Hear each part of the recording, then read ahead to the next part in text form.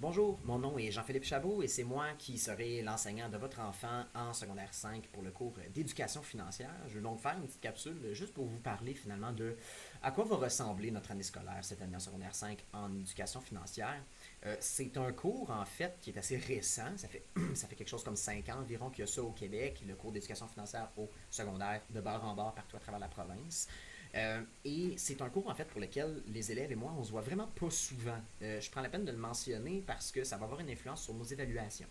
Je les vois 2 fois par cycle de 15 jours. Ce qui veut dire qu'au total, dans toute l'année scolaire, je les vois quelque chose comme 23 fois pour éducation financière.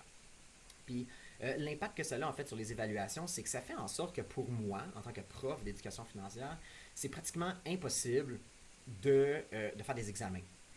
Parce que pour voir assez de matière pour qu'il y ait un examen, il faut qu'on ait vu, mettons, je sais pas moi, 6 périodes de matière. Mais 6 périodes de matière, c'est 2 mois et demi de temps. Donc là, il faudrait que je fasse des examens sur de la matière qui ont vu il y a 2 mois et demi.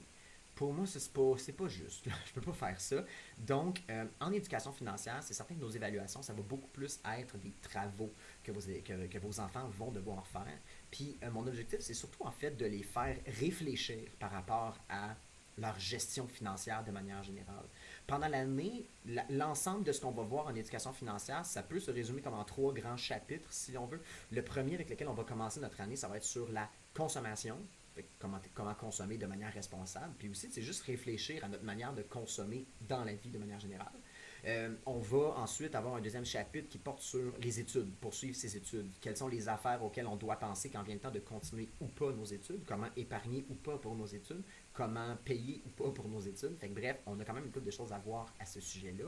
Et finalement, en fin d'année, on va entrer dans le chapitre sur le monde du travail. Donc, quelles sont les affaires auxquelles on doit penser en tant que citoyen quand vient le temps d'intégrer le monde du travail. Fait que ça va être ça, les grands sujets qu'on va voir en éducation financière. Puis je le répète, pas d'examen, mais on va avoir des travaux quand même à remettre.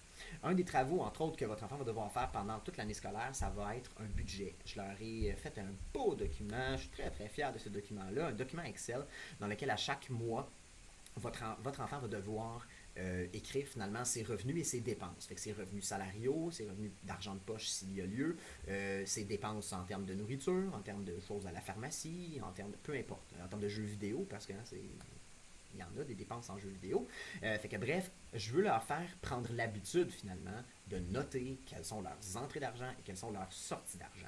Fait que pendant toute l'année scolaire, une chose est certaine, à chaque mois, votre enfant va devoir me remettre son budget du mois. Fait qu'à mettons au début du mois d'octobre, ils vont devoir me remettre leur budget du mois de septembre avec leurs revenus et leurs dépenses. Fait que bref, ça c'est la seule chose que vraiment pendant toute l'année scolaire, ça va se suivre, puis on va le faire à longueur d'année. Puis même à la fin de l'année scolaire, si votre enfant le veut bien, je vais leur fournir un document de budget qui, au lieu d'être comme celui que je leur ai fourni part de septembre et va au mois de juin, mais qui va sur 12 mois au complet, là, de septembre jusqu'au mois d'août finalement. Fait que s'ils veulent utiliser ça dans la vie par la suite, ben je vais leur fournir. Okay? J'ai travaillé là-dessus pour que ce soit une possibilité pour eux.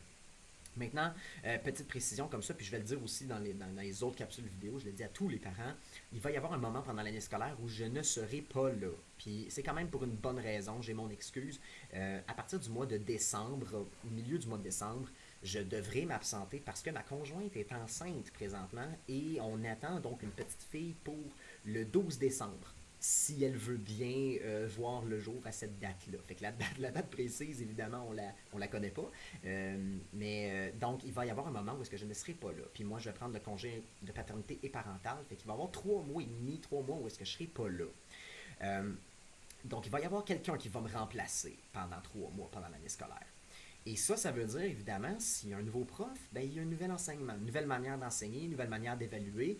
Et ça, j'ai pas de contrôle là-dessus. C'est vraiment la liberté de l'enseignant ou de l'enseignante qui va me remplacer de choisir comment il ou elle enseigne et comment il ou elle évalue les élèves. Fait que moi, c'est sûr que je vais fournir le plus de stock possible à cette personne-là pour qu'elle soit pas dans le néant. D'abord, qu'elle sache où est-ce qu'on est rendu, mais aussi, tu sais, mettons, si elle veut changer le moins possible de choses pour offrir de la stabilité aux élèves, elle va pouvoir le faire, cette personne-là. OK? Fait il va y avoir un moment où je ne serai pas là, mais je pense que mon excuse est tout à fait justifiable.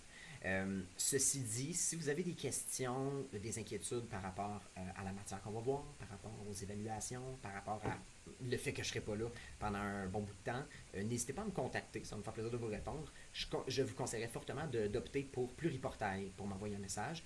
C'est la méthode la plus fiable pour que je vois votre message et que j'y réponde dans un délai raisonnable. Fait que pour vrai, contactez-moi par Pluri, ça va me faire plaisir de vous répondre dans des délais qui sont raisonnables. Et sur ce, ben, je vous souhaite une bonne fin de journée, puis au plaisir de vous revoir.